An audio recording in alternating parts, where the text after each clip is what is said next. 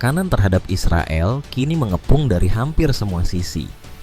Di luar negeri, Eropa mulai kehilangan kesabaran. Kecaman semakin tajam, ancaman sanksi makin nyata, dan dukungan politik yang dulu tampak solid perlahan mulai pecah.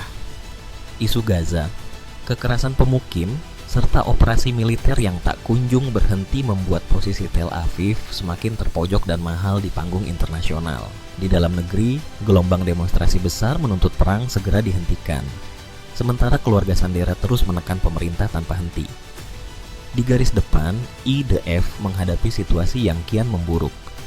Hizbullah kembali mengguncang dari utara, dan Iran menekan lewat serangan jarak jauh.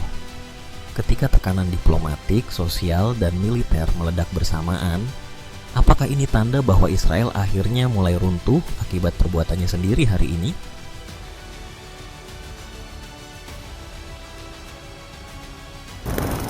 Di dalam negeri, tekanan terhadap pemerintah Israel kini tidak lagi hanya bergema di ruang politik.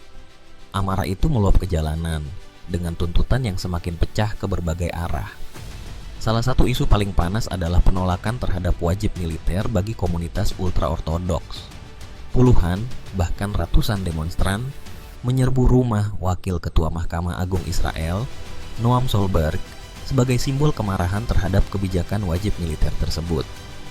Pada saat yang sama, gelombang anti-perang dan anti-pemerintah terus meledak di berbagai kota. Ini menunjukkan bahwa kemarahan publik sudah meluas, bukan lagi datang dari satu kelompok sosial atau satu isu tunggal, melainkan dari keresahan besar yang semakin sulit dipadamkan. Namun luka paling dalam justru terasa di Israel Utara. Warga dekat perbatasan Lebanon hidup di bawah bayang-bayang siren, roket, dan ketidakpastian yang seolah tak pernah benar-benar berhenti.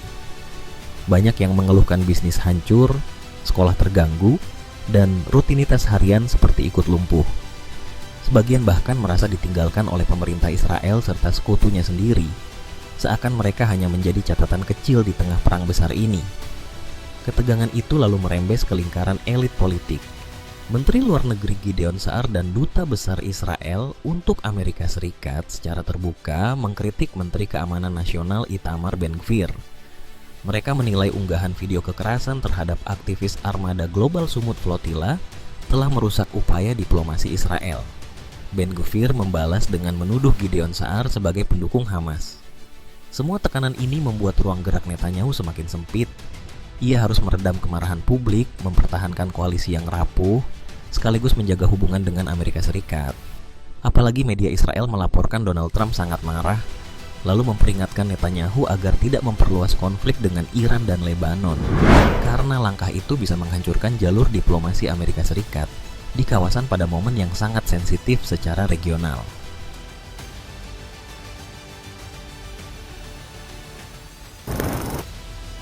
Jika ditarik dari pemberitaan beberapa bulan terakhir, sorotan terhadap Israel kini sudah jauh melebar dari Gaza. Perhatian internasional sekarang ikut mengarah ke Lebanon, tepi barat, bahkan perairan internasional. Karena pola operasi Israel dinilai semakin meluas dan semakin sulit dipisahkan dari ancaman eskalasi regional. Al Jazeera melaporkan bahwa di Lebanon Selatan, serangan udara, tembakan artileri, dan operasi darat Israel menghantam kawasan seperti Nabatiyeh, Tyre, serta Bint Jbeil. Infrastruktur penting dilaporkan rusak, sementara pasukan Israel disebut bergerak hingga Sungai Litani. Di Gaza, pemerintahan Benjamin Netanyahu memerintahkan perluasan kontrol wilayah oleh militer. Sebuah langkah yang dikritik sebagai pelanggaran atas gencatan senjata yang semestinya berjalan. Di tepi barat, situasinya juga tidak mereda. Operasi militer, perluasan permukiman, dan pengusiran warga Palestina terus menyeret kawasan itu menuju titik kekerasan yang lebih panas. Kontroversi lain datang dari laut, ketika pasukan Israel mencegat armada bantuan Global Sumut Flotilla di perairan internasional dan menahan sekitar 430 aktivis. Saat operasi Israel menuai kecaman dari banyak arah, kemarahan domestik justru ikut membesar. Dari titik inilah krisis mulai terlihat semakin nyata. Namun, persoalan terdalam Israel mungkin bukan sekadar demonstrasi atau pertikaian di lingkaran elit. Ada pertanyaan yang jauh lebih berat. Bagaimana jika tekanan terbesar justru datang dari kemampuan militernya sendiri yang mulai terkuras?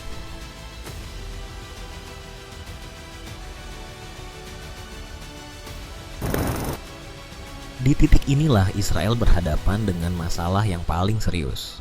Tekanan datang dari berbagai arah sekaligus. Di perbatasan Lebanon, bentrokan antara pasukan Israel dan Hizbullah dilaporkan semakin sengit. Dalam beberapa bulan terakhir, puluhan tentara Israel tewas dan lebih dari 1.000 lainnya terluka. Pertempuran darat, serangan drone, dan hujan roket menunjukkan bahwa front utara masih jauh dari kata tenang. Sementara tekanan politik di belakangnya terus menumpuk tanpa jeda strategis yang jelas. Di tengah tekanan yang terus melebar, isu lain mulai beredar. Dugaan insiden di sejumlah fasilitas militer Israel. Salah satunya mengarah ke pangkalan udara Sdot Micha, lokasi yang selama ini diyakini menyimpan sistem pertahanan strategis Israel. Ada klaim bahwa fasilitas itu menjadi sasaran serangan Iran, tetapi sampai sekarang belum ada verifikasi independen yang benar-benar menguatkannya. Tidak lama setelah itu, laporan ledakan di pangkalan militer Jelim kembali memicu spekulasi baru. Namun pukulan paling berat bagi Israel bisa saja datang dari dalam tubuh militernya sendiri. Sejumlah pejabat militer memperingatkan bahwa kekurangan personel mulai memasuki tahap yang mengkhawatirkan, terutama ketika perang harus dijalankan di banyak front sekaligus. Laporan media Israel menyebut jumlah personel yang tidak lagi tersedia untuk tugas militer sudah berada di kisaran 80.000 hingga 90.000 orang. Pada saat bersamaan, data militer menunjukkan lonjakan tajam personel yang meninggalkan dinas, bahkan disebut mencapai 80%. Banyak kasus dikaitkan dengan masalah kesehatan mental setelah berbulan-bulan hidup di bawah tekanan perang, siren, mobilisasi, dan ketidakpastian. Ketika korban bertambah, pasukan menipis, dan kesiapan militer mulai dipertanyakan, tekanan terhadap Israel naik ke tingkat berikutnya, panggung internasional.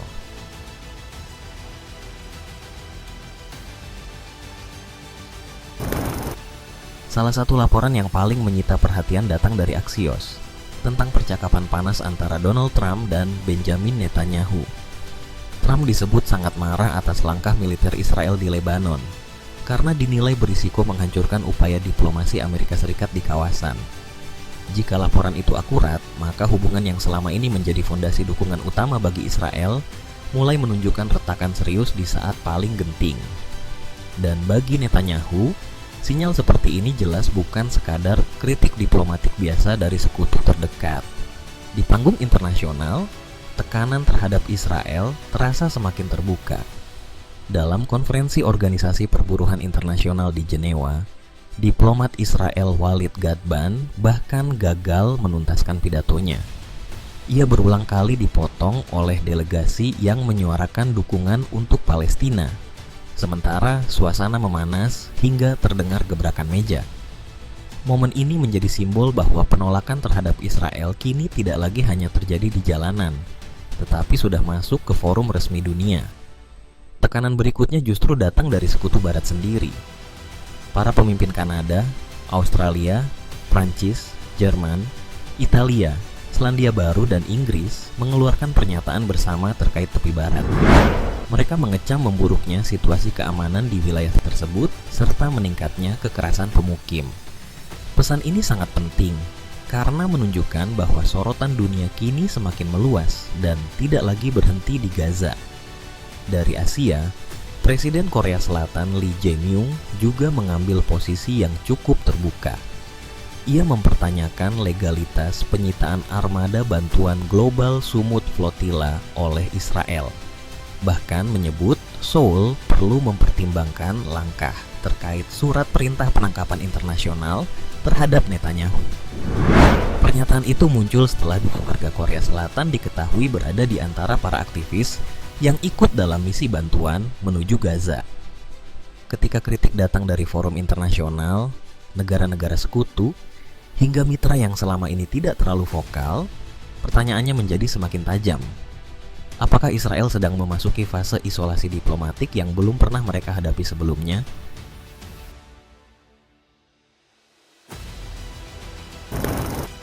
Selama bertahun-tahun, Israel dikenal sangat efektif membangun narasi dan menjaga dukungan internasional. Tetapi perang yang berlarut-larut mulai mengubah posisi itu secara perlahan dan menyakitkan ketika gambar kehancuran, korban sipil, dan kontroversi terus mengikis kepercayaan publik global dari hari ke hari dengan sangat konsisten. Di zaman media sosial, kendali informasi tidak lagi sepenuhnya berada di tangan pemerintah, media besar, atau juru bicara resmi. Video dari lokasi kejadian, suara warga sipil, laporan lembaga kemanusiaan, hingga dokumentasi real-time kini bergerak cepat melewati batas negara. Publik dunia tidak lagi hanya menunggu versi resmi, karena mereka bisa melihat sendiri potongan konflik dari banyak sumber berbeda. Dari sinilah narasi pemerintah Israel semakin sering diuji. Kritik yang dulu lebih banyak datang dari kelompok tertentu, kini muncul dari akademisi, media internasional, organisasi hak asasi manusia, hingga sebagian negara sekutu. Akibatnya, kemampuan Israel membentuk opini global tidak lagi sekuat tahun-tahun sebelumnya. Efeknya juga bukan sekadar soal citra. Dalam waktu dekat, Israel menghadapi tekanan diplomatik yang lebih berat dan kritik yang semakin keras di berbagai forum internasional. Dalam jangka panjang, risikonya jauh lebih dalam. Reputasi negara memburuk, ruang gerak diplomasi menyempit, dan dukungan internasional untuk konflik berikutnya semakin sulit dibangun. Sebab pada akhirnya, kekuatan sebuah negara tidak hanya diukur dari militer atau ekonomi. Ada satu modal lain yang jauh lebih rapuh, kepercayaan dunia. Dan bagi Israel, aset itu kini terlihat semakin terkikis, semakin mahal untuk dipulihkan, dan semakin sulit dipertahankan di tengah arus informasi global yang tak lagi bisa dikendalikan sepenuhnya.